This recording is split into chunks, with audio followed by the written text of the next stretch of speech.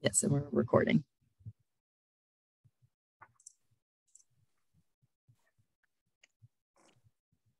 We'll get started in just a minute. We're going to let everyone come in and we'll get started. And Ken, it should have, I just texted to you. Did you receive it? I see that. I think I did.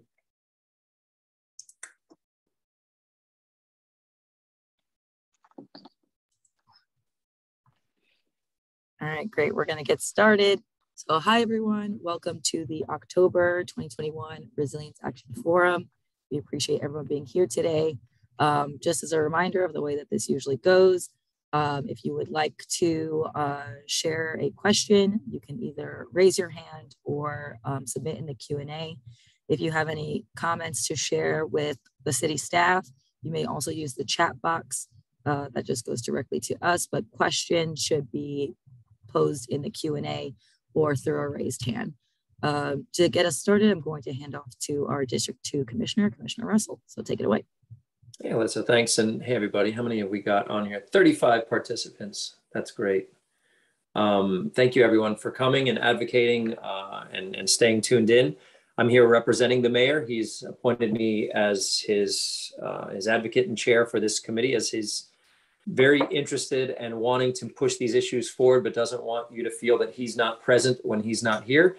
And so I'm here representing him and helping make sure your issues get to the commission, get to the mayor, and get solved. We have a few things to update you on today. And then, of course, opening up for discussion and questions that all of you have. One is asking for you to help us advocate. I'll be sponsoring on November 18th at City Commission, the Greenhouse Gas Reduction Plan, which is keeping us in line with our C40 goals. So that'll be an item that comes to City Commission. So we'd welcome your support on that in a very positive and encouraging way for our fellow commissioners to get on board. Hold on just a second. Everyone's getting home from school. It's a birthday today. And so, and my ask is that we have, even though it appears we have a very conservative dais, we have a very open dais to these issues, and they've never voted against me on resilience issues. And I'd like to keep it that way. So by being very positive about our advocacy is a big help when you come to City Commission to encourage. These folks are on your side. They're not against you, and they may have rhetoric that you may not agree with, but what we need is their vote. And so we're looking to encourage, not attack. The other thing is, recently we're currently in process with a pilot program with a company called Compology. We're metering our waste for the first time. We're not the first city to do metering, but we're the first to do it in this way and at this scale. And what this company does, it has cloud-based cameras that they install in our municipal garbage bins at our municipal buildings. We're testing 40 of them, 30 to 40 bins right now, where they're able to view and analyze the contents of our garbage bins through artificial intelligence. And then using that, we're able to reroute our trucks, which should not only get us 30 to 40% savings in costs, but more importantly, the carbon footprint of our trucks. For example, one of the very first learnings, we have pickup for garbage every single day at our main Riverside Center municipal building.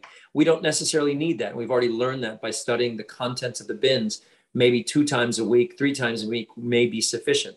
It's also identifying misplaced cardboard and recyclables that are being put in the wrong bins. It can send text messages to building managers when they see a habit of that happening. So this is a really cool pilot program. It doesn't cost the city anything right now. And when and if it is adopted, the savings should far outweigh the costs. But I'm selling it on not only a cost savings, a traffic savings, but a carbon footprint savings, because we're going to reduce the fleet usage of garbage trucks, which is great. And then I'm going to be glad to talk with any of you who have questions about water quality issues on recent big rain events, which have caused problems of flooding out of runoff from the FDOT construction sites like the I-395, the Sable Canal, the Fifth Avenue Bridge. All of those have been continually failing by FDOT.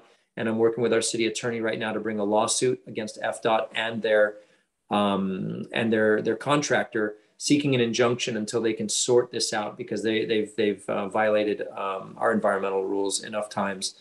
And then finally, the Una construction on 25th Road. Maybe you've seen it, a big pit in the ground, 45-foot deep underground garage that has breached the aquifer and filled with water. None of that water has reached the bay, nor will it. And they're working with Durham on a dewatering plan to make sure there is no contamination of our groundwater from this or to our bay. And everything appears to be under control. So that's my update, and I'll let you all take it away from staff now, and then I'm here for any questions and comments and advocacy you all have. Thank you very much, Commissioner.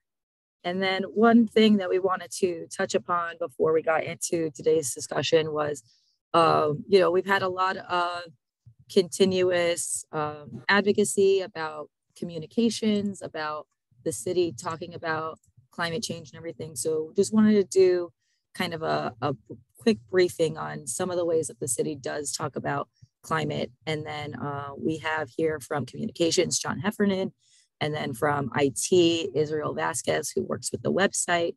So if there are any additional comments related to that, they're here to listen to what the community has to say. So I just wanted to put out here that we have our city website, and thanks to the advocacy of this group, that if you scroll down on our homepage, we have a nice big item here for climate change in the city of Miami. This does go to a climate change hub website where we talk about how does climate change impact the city of Miami? What is the city doing about climate change?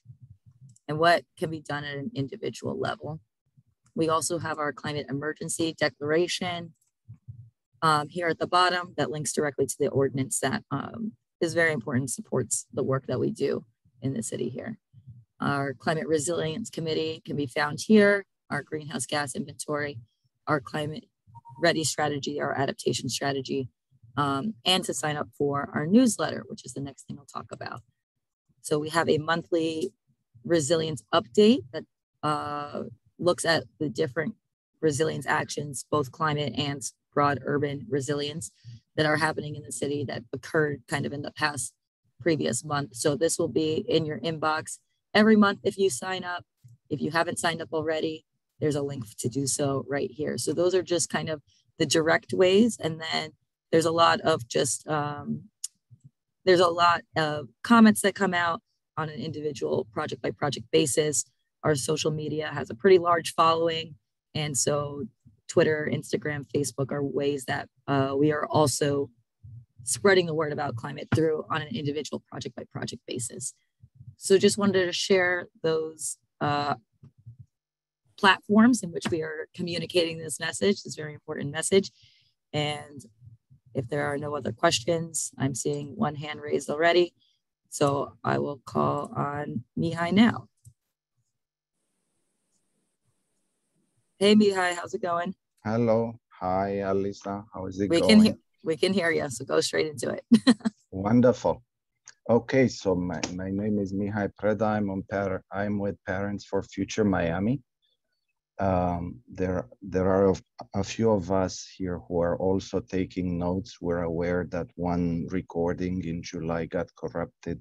So we see that this recording is recorded. This meeting is recorded.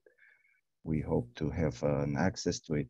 So as we go through this meeting, let's keep in mind the people who are suffering and dying right now on the West Coast under the bomb cyclone, right? That was made more likely and more serious because of the climate breakdown. So since we have been part of this group, we have done our best to warn the city that its actions are not in line with what the science requires for a stable climate, nor with the city's own commitments to its climate emergency resolution. 2 weeks ago, we went to the People's Court. We know you were invited there as well. We put our findings in our testimonies, the issues that concern us that we have raised over the past year. You can also find them in our open letters on our website, parentsforfuturemiami.org. We would like to be reassured by the city that our presence here on the Mayor's Action Group will not be used by the city officials to mean that we endorse the city's actions in any way.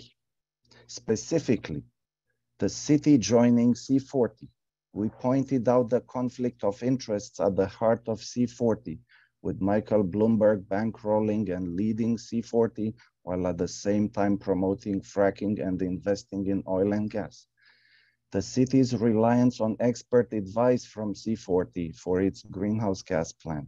C40 is not a scientific institution, and the city has access to actual scientists.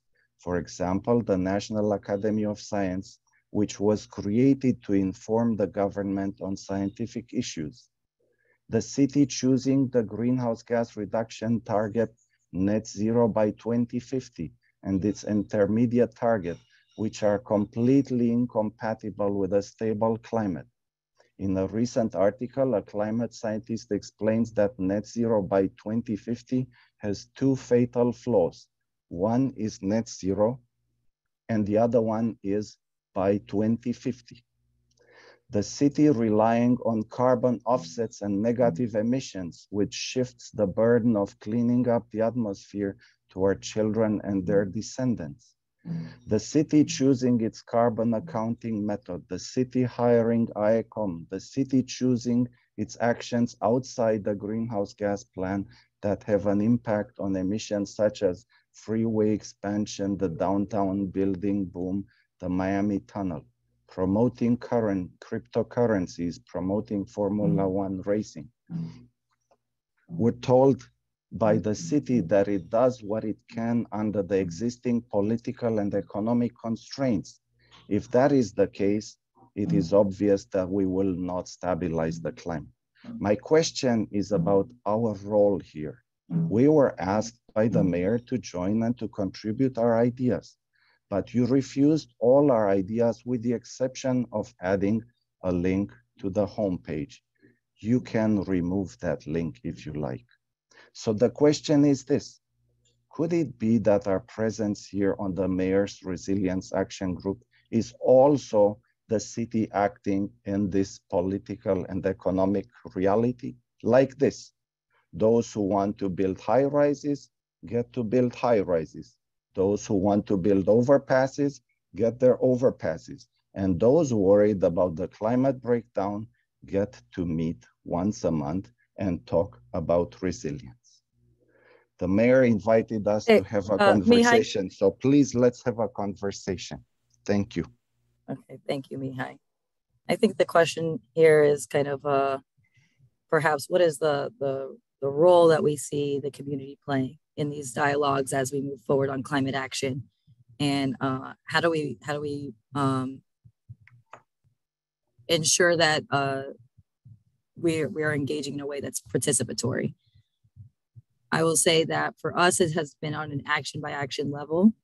We have heard your concerns. I know that you specifically do feel a bit displeased about the way that your feedback has been integrated. To us, we have to level the community feedback with the internal realities of how this work moves forward. As a city, as an individual group, we feel that we are doing what we can and that we are leading as ambitiously as we can. But you understand that it's a global issue and that there are many things that lie outside of us. And maybe, Commissioner, you want to talk a bit about your perspective from the dais and being a part of a city that is part of a county, that's part of a state, that's part of a national system. And you're muted, Commissioner. Mihai, thank you. I appreciate your frustration. I think it's your job as an activist to continue to push and recognize that whatever incremental steps we've taken, it's not enough. And I don't take your questions as rhetorical. I know you're challenging us to take your suggestions seriously and your input seriously. But you recognize the reality of Miami. We're not in a tropical forest somewhere. We are one of the most urban, dense, metropolis settings in Florida. and it's not going away anytime soon. There's no stopping the population boom that's coming, the real estate that's going up in value, the affordability that's going away.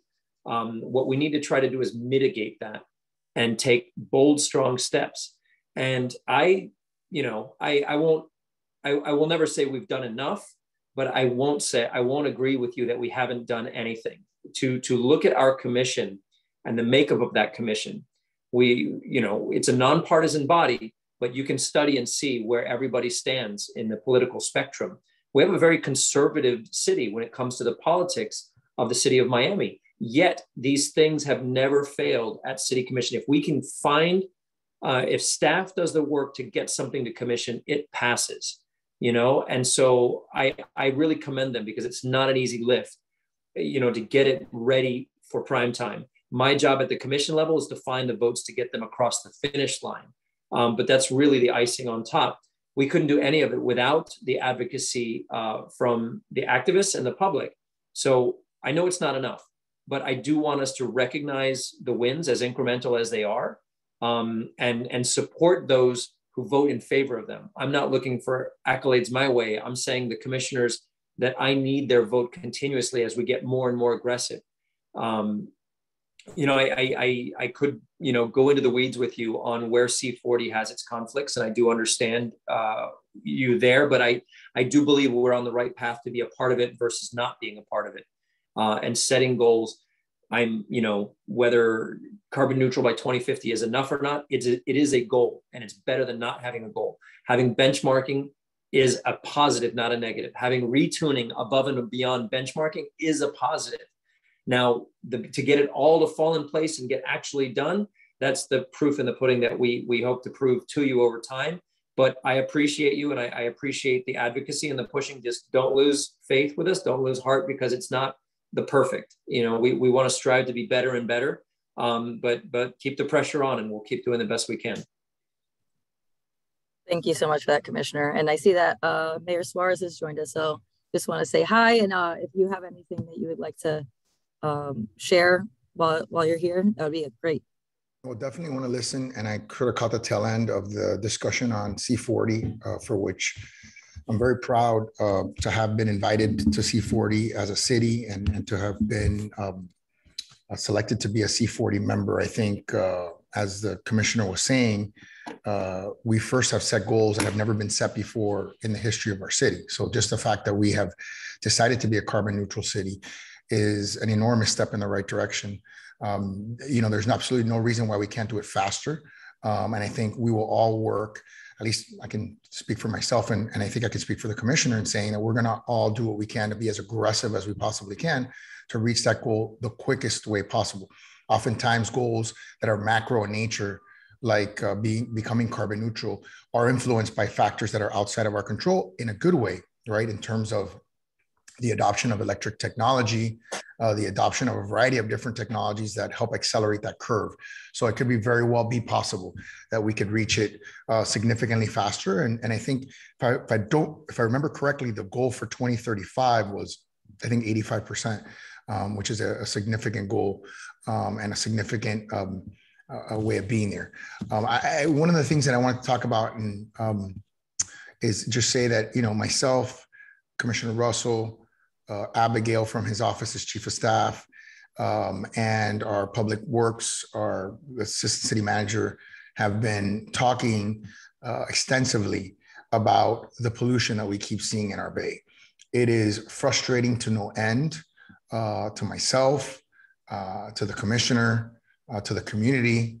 If I had the ability to just sort of control everything, certainly that would be one of the first things that I would control. But I will tell you that the frustration level from my perspective has reached a breaking point. I've warned people, both in the private and public sector, that we're going to come down on them as hard as the law allows us to. And we're actively working on specific measures that we can take to stop particularly public sector actors from continuing to pollute our bay. We're tired of it. We're not going to tolerate it. I commend the commissioner for his proactivity on this issue. He's really taken the lead, and I am happy to support him in those endeavors because we all grew up enjoying that bay. And we see the devastating effects of what has been happening from the fish kill to what's happened with manatees.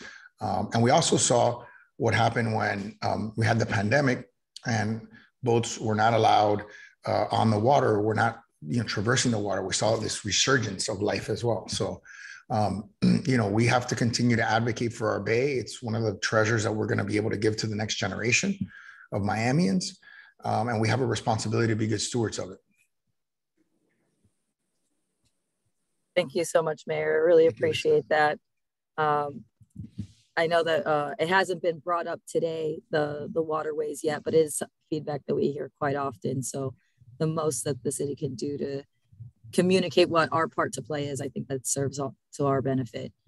On the point of working with external partners on, different solutions, one of the questions we just received was that the city, there's different pledges out there about clean energy and renewable energy, especially at the utility level. So just wanting to see, if you have any comments about working with different partners on moving towards getting fossil fuels out of energy production, especially in the city.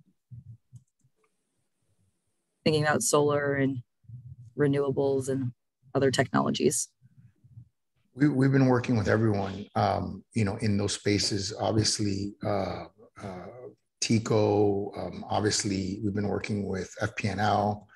They just recently, we just worked on a project to bury transmission lines that were otherwise going to be overground transmission lines, because a lot of the neighborhoods objected to that. We fought them on that, and then we compromised and created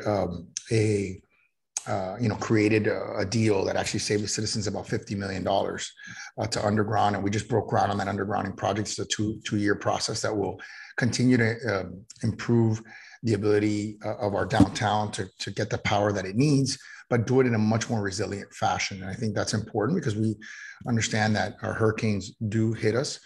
By the same token, we want to continue to support those who want to have rooftop solar. And hopefully those kinds of technologies will become less and less expensive to the point where everyone will have solar panels, like everyone has a refrigerator or everyone has a microwave. That's the hope, is that the technology continues to decrease in cost. And we're a prime city to be able to take advantage of those technologies. Yeah, great. Someone said, yeah, solar on city-owned buildings. So we're advocating for that too. Absolutely. Absolutely. And then just on that, someone mentions partnership with the Sierra Club. We have not engaged a ton with Sierra Club, but we're definitely open to it. I know they have their Ready for 100 campaign. So our email is always resilience@miamigov.com, but we're happy to talk more about that. As posed in our greenhouse gas reduction plan, we acknowledge that utility grade clean energy is a huge component of that. So hopefully that we'll have some external partners at the federal level and the state level to help bring that to us locally, because that is certainly something that we can't do alone. I think there's enough rooftop space in the city to produce all the energy that we need to power our great economy here. Another question we have is in relation to city or county incentives to help people move towards electric vehicles. I know that we've been working on a few different initiatives. I don't know if you have any thoughts, Mayor, while you're here on electric vehicles. I know that that's a big connection to the tech industry. It is, and we've been, we obviously have promoted them in our building code, so we can have electric vehicle charging stations in our new buildings, and requiring them. We've worked with electric vehicle companies on trying to use our off-street parking as a means of being able to charge more electric vehicles. I do think that as our contracts come up for cars, I think the next contract we should be focusing on having our fleet convert to electric vehicles. I think that's a worthy goal, and that's part of our carbon neutrality plan for sure. And I think the economics of electric vehicles are continuing to trend in the right direction, and will eventually get to a point where there is no economic incentive to have an engine car. It's just not going to be economically feasible. And I think we're closely.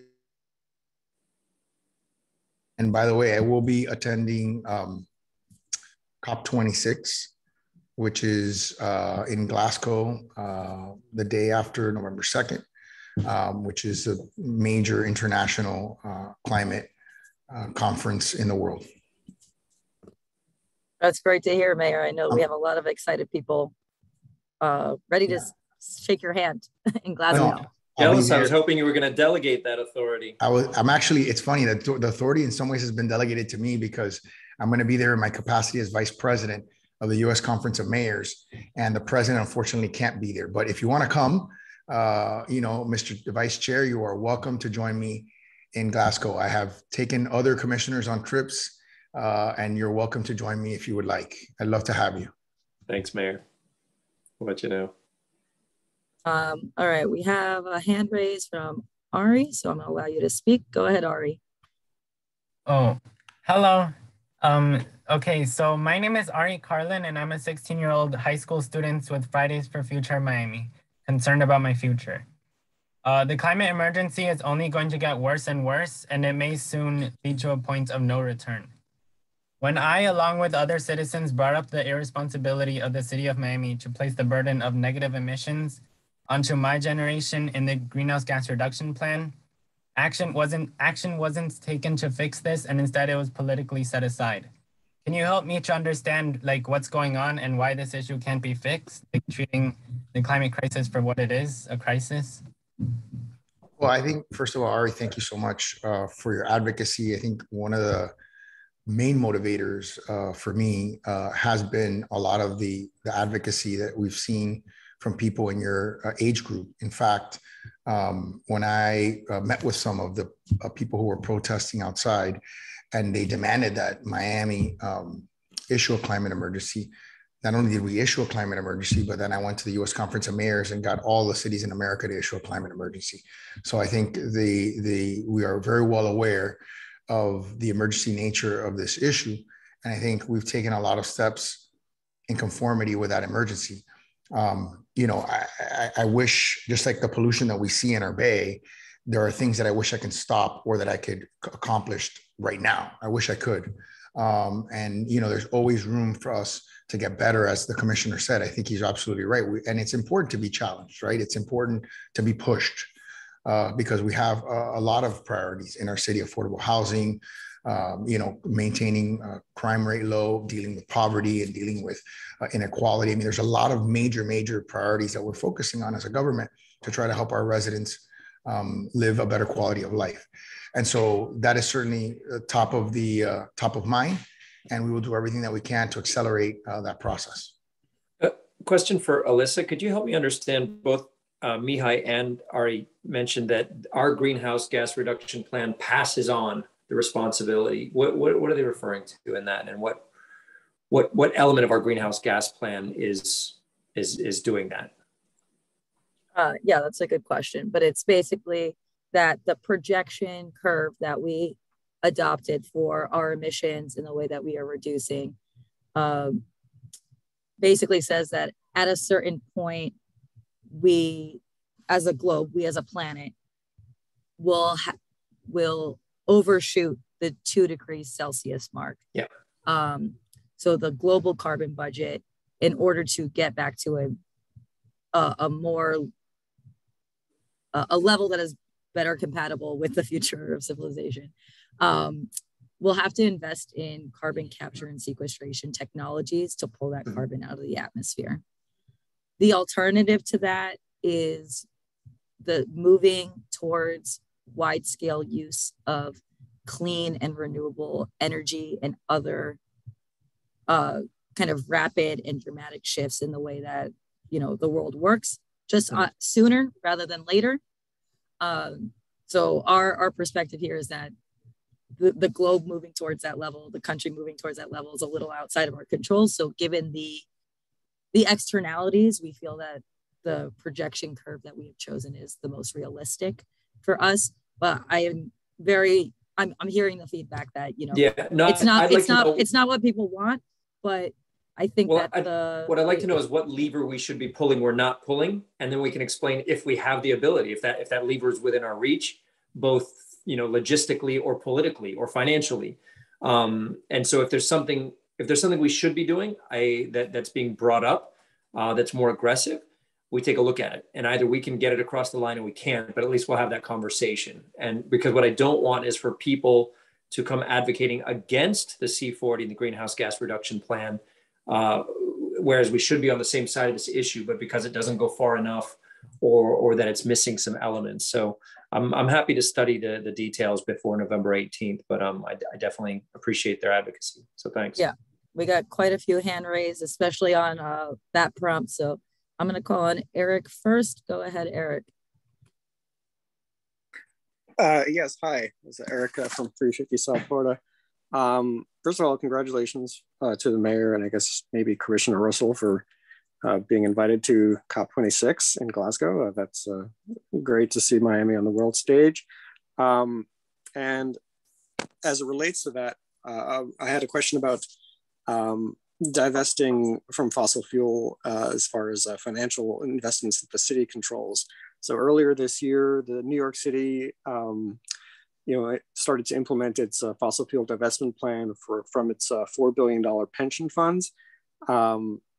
And obviously, we can't really be claiming to do as much as we can for, to mitigate climate change and its impacts if we are still having the city financially invested in fossil fuel companies and the major global financiers of fossil fuel projects, like some of the major financial institutions in the world. So I'm just wondering if the city has any plans or has addressed divestment, if the city is interested in divestment, and obviously that would be a great commitment to make at COP26. If you're interested, we'd love to follow up with you. Thanks, Eric. Is that for me? I'm on COP26. It was either for the mayor or the commissioner, just talking about the way that the city invests in its pension plans. Other cities have made pledges to remove fossil fuels from their retirement funds. And is that something the city has talked about, is considering, would consider in the future? I would well, first of all, we don't control it. Unfortunately, the way that our pension plan works is that there is a pension board that is controlled essentially by the employees. It's a self-managed plan, but I think it's a great idea. I would be happy to make a presentation to the pension board and ask them to consider, and I'm sure the commissioner would support me and do it as well. I think it's a wonderful idea. I don't see any reason why we wouldn't do that. And frankly, I'll go a step further and say our returns will probably be better if we didn't invest in those companies, because I don't think that those are companies that have a long-term future. So I don't think we should be investing in them anyways. I'd like to hear legal if we could actually pass a resolution directing the manager. I would be happy to co-sponsor that. But I'd like to hear, because as you say, they act independently. So can we direct them on investment limitations? Like, we want you to invest in this, but not this. If so, I'd be happy to sponsor that with you, Mayor. Great. Hey, there's a question on that I want to read out, if it's okay, Alyssa. Yeah, go ahead. From Alexander Bernhard. It says here, despite all the challenges posed by climate change, there are also major economic opportunities that Miami can take advantage of. One of these opportunities for the city of Miami and the county to become the U.S. Center of Excellence for Climate Resilience Innovation. Given Mayor Suarez's strong and important push towards attracting tech jobs to Miami, what can we do to encourage the growth of green tech jobs and businesses to Miami, and how might the Forever Bond be used to achieve this?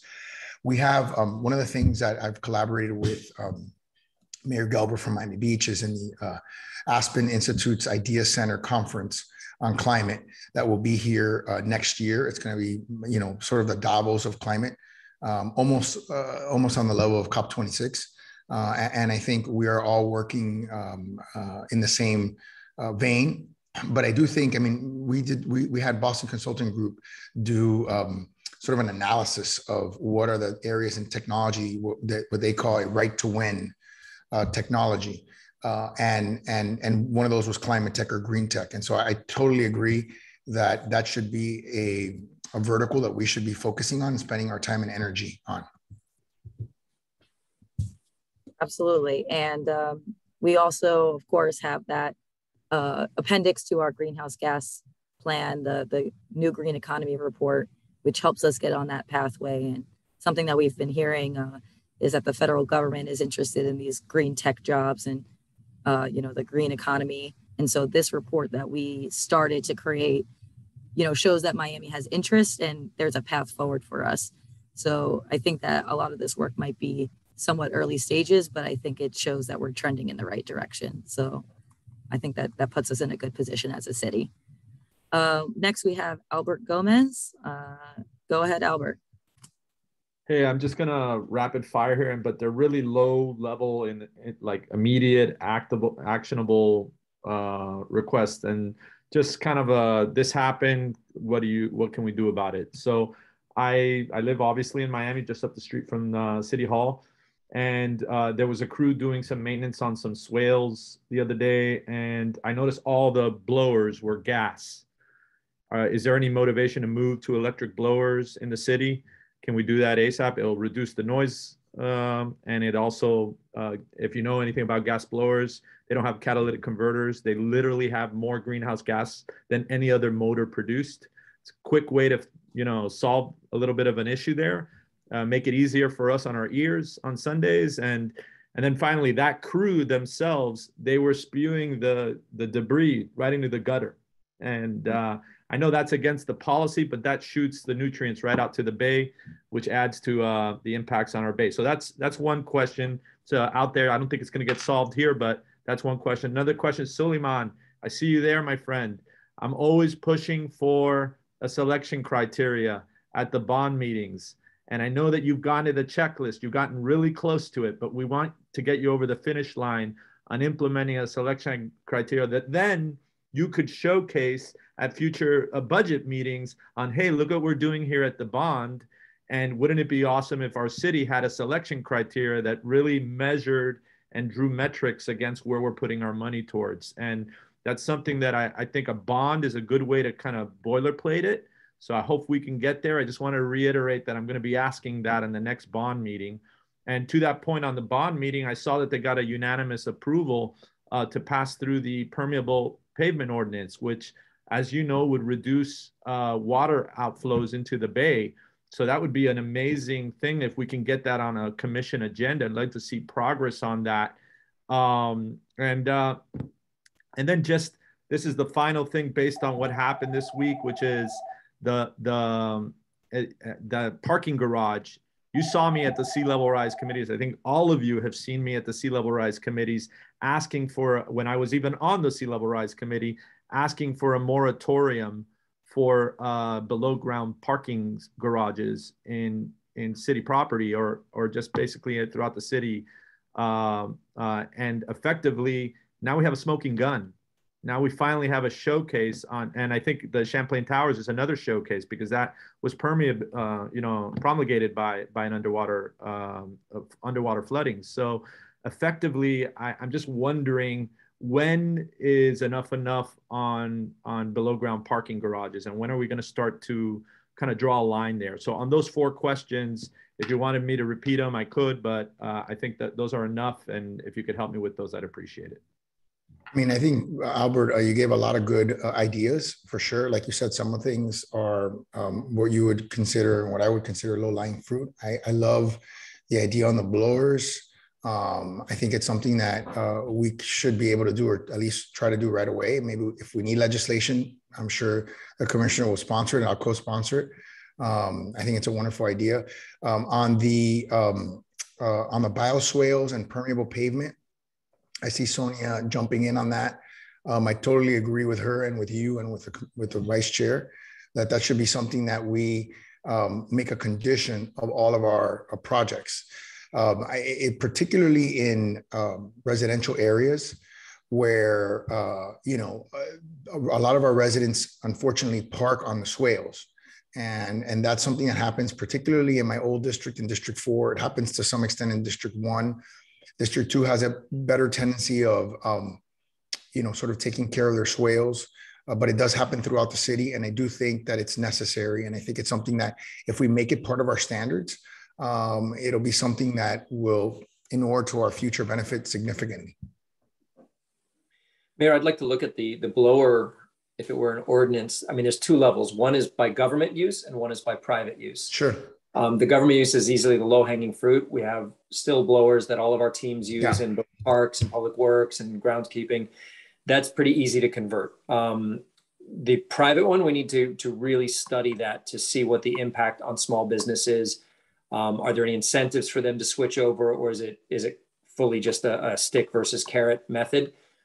Because there's obviously, these are, this is the equipment used by small business and residents, right? So there's even a third, can a resident not be allowed to use a gas powered blower? Because I understand the problem with 2-stroke engines and things like that, but there's a significant cost difference between. So carrot and stick, let's see what we can do and how far we can go on it. I know people would love it from a quality of life perspective, but we also don't want to hurt small businesses that are, have their teams and their equipment and everything just by having some, just a blind moratorium. So I think we attack it in a thoughtful way. We can definitely do the lower hanging fruit, and then we can work toward, a carrot and stick method to help incentivize or subsidize or help them convert. Yeah, I would say on the government operations, we have a lot of peer cities in Florida that have policies around not using gas-powered landscaping equipment. So that's somewhere that we can easily learn from another city who's doing it right, and we can just adopt that and move forward. So that's great low-hanging fruit. I don't know if there's anything else that we didn't talk about the underground parking. I don't think we're ready to go there yet, because the alternative to underground parking is massive pedestals, because we still have a car society, unfortunately, and we have requirements within any building that they need to have, I believe, 1.5 spaces for every unit that exists. So if everybody has these massive pedestals above ground, and I'm talking about large multifamily developments in the higher zoned areas, it actually it creates a concrete cavern and a disconnect from the retail and residential that can all be at the ground level. So there is an advantage to underground parking, and does the engineering exist to do it safely? I think it's something to definitely study, because if we're in a new paradigm in world with the sea level rise, et cetera, that says it's impossible, from our logical brains, yeah, it doesn't make sense. We have a permeable substrate, we have a shallow aquifer, why do this? But we still do tunnels that are successful and safe.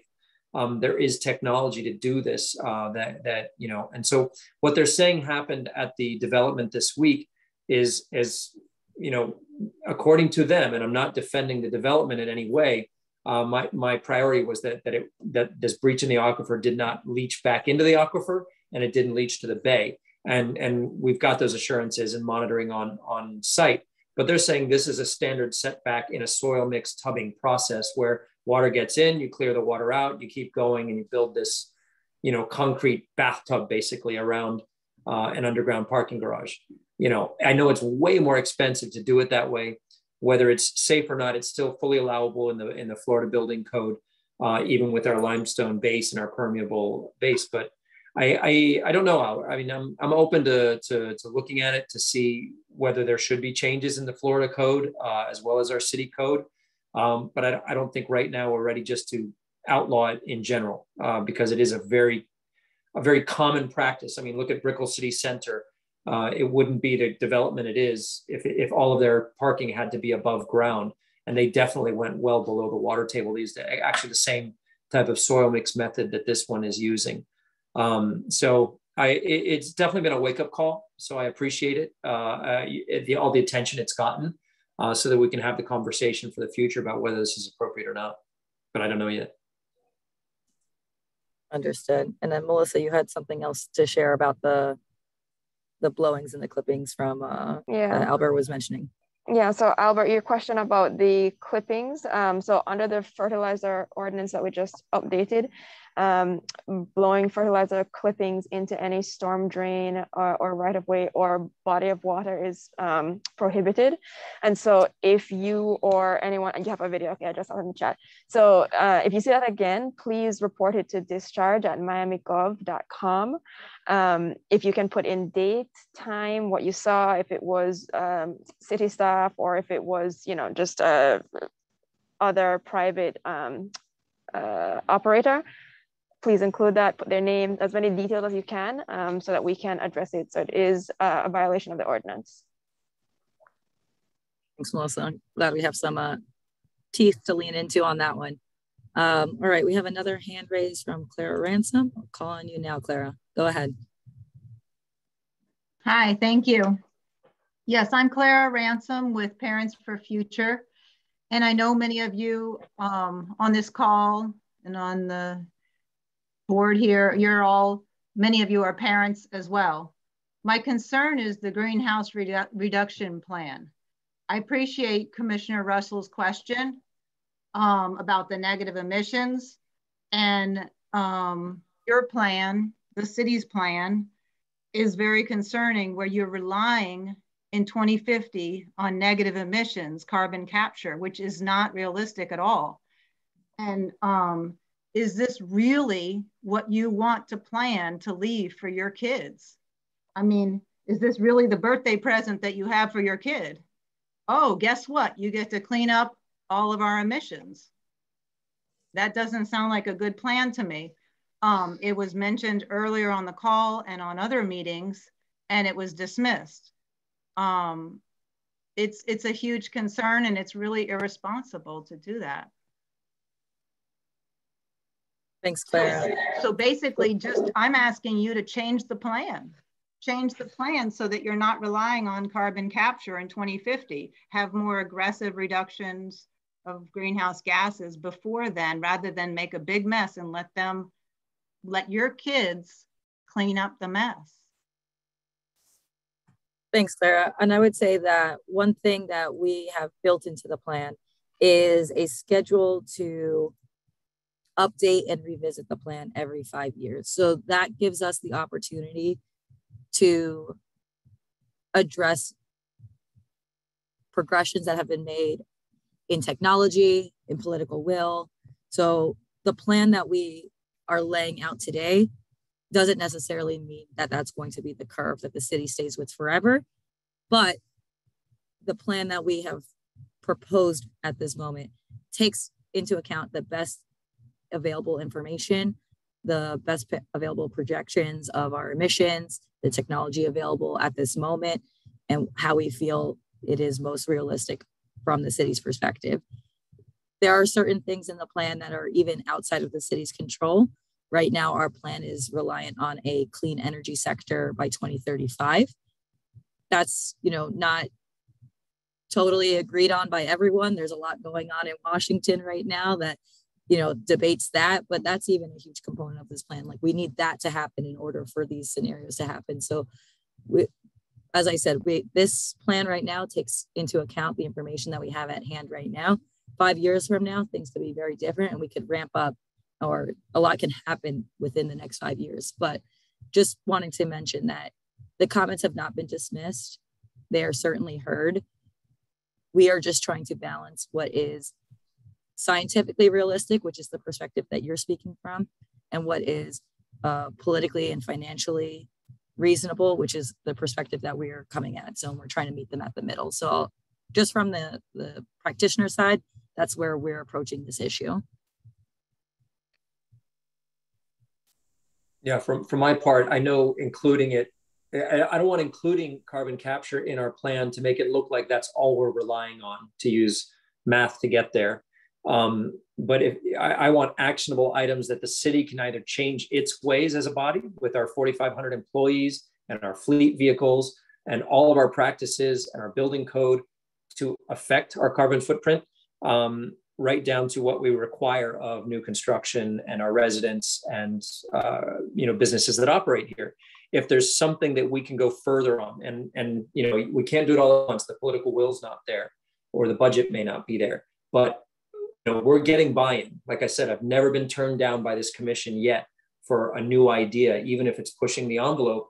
We'll do it. And so I don't want you to think by the fact that carbon capture is in there that that's all we're relying on. I will pull every lever that we can, but we also have to recognize we are just the city of Miami. We cannot control the county, the state, or the federal government, and we cannot control private industry outside of what we regulate within our own code. But anywhere we do have the ability to have an effect, even if it's divesting in fossil fuel companies. I think that's a great idea. So you're not being ignored, and I appreciate the concerns. Right. I'm trying to see if there's a comment that said it would be good for the city to start a wide-scale citywide mobilization to reach a green economy than relying on future generations using highly expensive carbon capture technology that doesn't exist at the moment. And I will say that we agree. Our plan is set up in a way that the priority is to reduce emissions as much as possible. And then as we reach a point that is 30 years from now, if we cannot reduce those emissions, that's when we would take action on those. But the priority of the plan is written to be reducing greenhouse gas emissions as much as possible. It's the priority. It's the way that we're leading with this whole plan in its entirety. And it does take a little bit of a wait and see approach on those later emissions. And this is really built towards reaching our interim 2035 goal of a 60% reduction by below 2018 levels. That's really what this is built around. And to your point, Commissioner Russell, we are very focused in this plan around what are city level actionable items that we can champion. There is obviously a need for cooperation, but we are trying to put forward what the city's part to play in all of this is. So hopefully we can pass you some good legislation. All right. I have one last hand up from Mihai, so he's going to bookend us, and then I think we'll be wrapping up after that. Go ahead, Mihai. Yes. So I listened to this conversation, and I believe the central concept here is agency. That means how much agency each one of us has, right?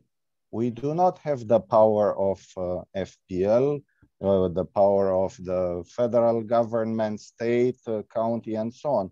We have our own power. What is it that we are free to do, right? For example, last time we mentioned, and actionable items, exactly. So Alisa keeps reminding us to suggest actionable items.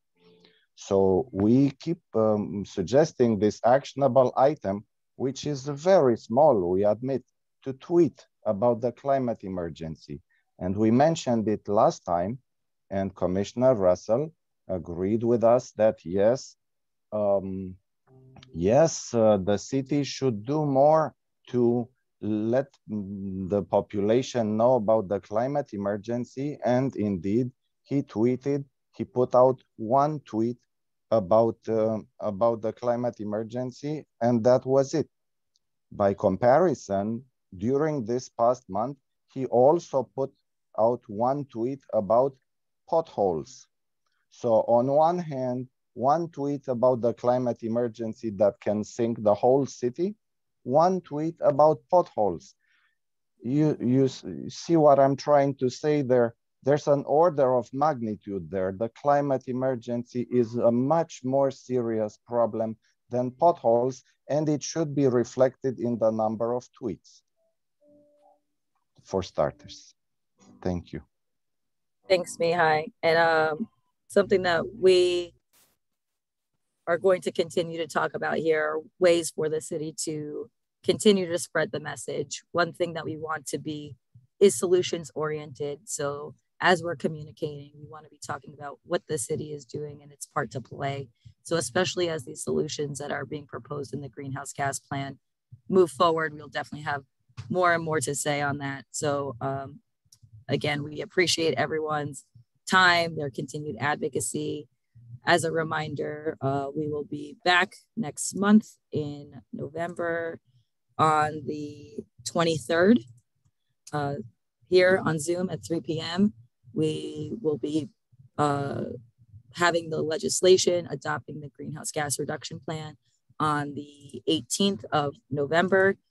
So if you have anything that you'd like to share with the commission that wasn't shared today, feel free to reach out to them in the meantime or show up to a commission meeting. We'd love to see you there.